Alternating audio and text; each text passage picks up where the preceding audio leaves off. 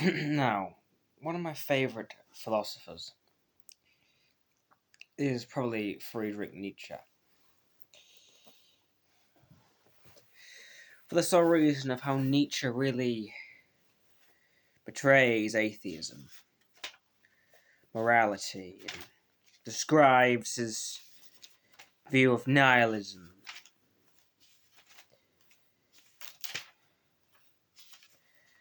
I read his book not read, but I'm reading his marvellous book, Thus Spoke Zarathustra.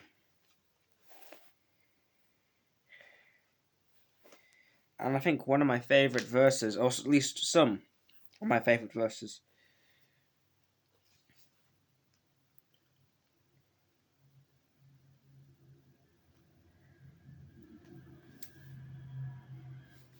is... Where is it? This one. Once, blasphemy against God was the greatest blasphemy, but God died. And there within also those blasphemers. This describes that the process of if God died, so would the blasphemers. If God was to cease to exist, so would those who criticize him. If God, Almighty God, died, then we would have no fear of daring to criticize his name, just like when a dictator dies. When a dictator dies, we no longer have any fear, for he's dead. The dictator is dead.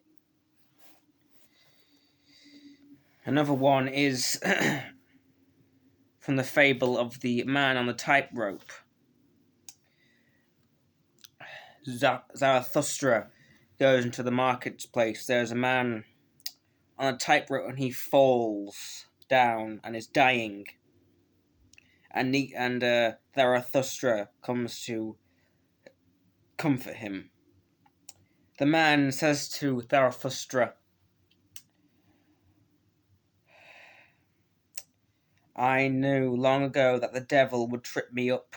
Now he draggeth me to hell. Wilt thou prevent him?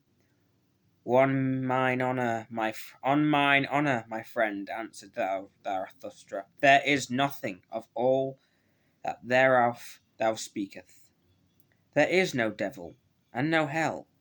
Thy soul will be dead even sooner than thy body. Fear, therefore, nothing any more.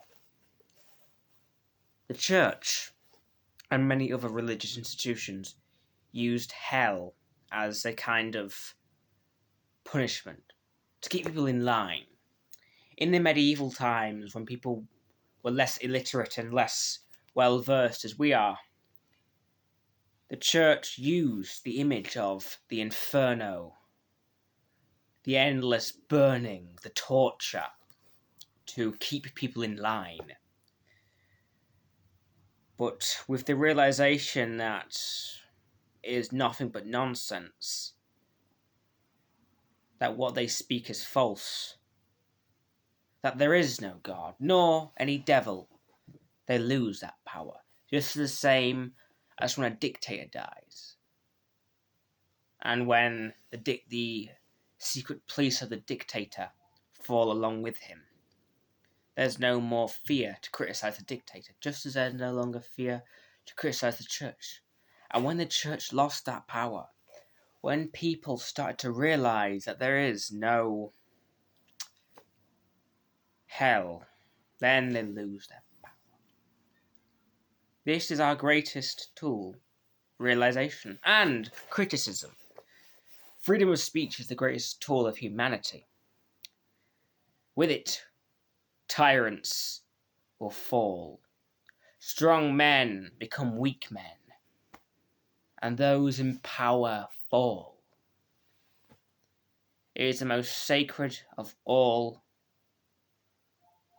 gifts, is the ability to express one's opinions and one's belief, even if you find them to be wrong or false or offensive, you should express them as to silence a man based on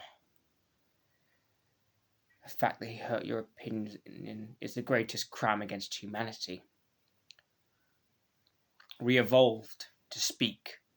We evolved to communicate verbally, not just to articulate better and to communicate with each other, but to express different points of view.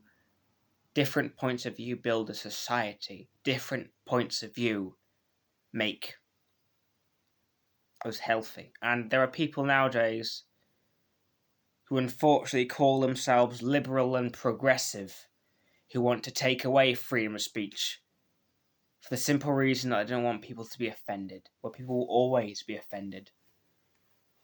The church was offended when we told them there is no hell, there is no devil, there is no God. You no longer have any more power over me. Would you silence them just because they're afraid? Just because someone got offended? Or would you let them speak? Freedom of speech can overthrow tyrants. The universal right to criticize can turn the church into a weak, snivelling, pathetic wreck whose only importance lay in a history book. Nietzsche's philosophy of nihilism is 100% true. There is nothing that we should concern ourselves with. There is nothing, and will be nothing. We are but animals, apes, evolved. What we evolved to do? We've long outgrown the purpose. We evolved to hunt. We no longer hunt. Therefore, we're redundant, yet we build, we live on. Why? Is it because some God put us here? No. But why do we live on? That is a question only we can answer, I'm afraid. For there's no creator or no looker. We only have ourselves and the gift of life.